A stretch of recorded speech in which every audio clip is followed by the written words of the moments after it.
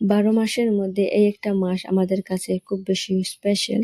কারণ এই মাসটা হলো রহমতের মাস, বরকতের মাস, মাগফিরাতের মাস। তো তার জন্য সবাই বেশি বেশি করে ইবাদত করবেন আর সবার জন্য সবাই দোয়া করবেন, যাতে করে এই মাসটা আমরা সবাই আমাদের যত গুনাহ আছে সবকিছু আমরা আল্লাহর কাছে মাফি নিতে পারি আর বেশি বেশি করে ইবাদত করতে পারি।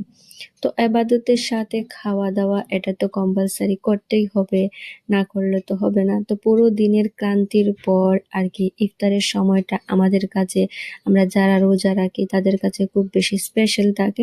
তখন একটু খাওয়া দাওয়া ভালো মন্দ আমরা খেয়ে থাকি। তো তার জন্য আজকে কিছু ইফতারের আয়োজন করেছি, যেটা হতে পারে সিম্পল সাধারণ, কিন্তু আমার কাছে খুব বেশি স্পেশাল। আর তার জন্য আমি এখানে পাতলা খিচুড়ি বানিয়েছি, তারপরে পকোড়া বানিয়েছি, শিমলা মরিচের পকোড়া বেগুনের উপর, তার সাথে একটু শরবত বানিয়েছি, কারণ এখন ঠান্ডার সিজন, না বানালেও হতো।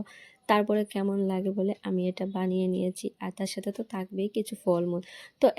তো এরকম করেই প্রথম ইফতারটা করে নিলাম। সবাই ভালো থাকবেন, সুস্থ থাকবেন। তো আজকের জন্য আল্লাহ হাফিজ।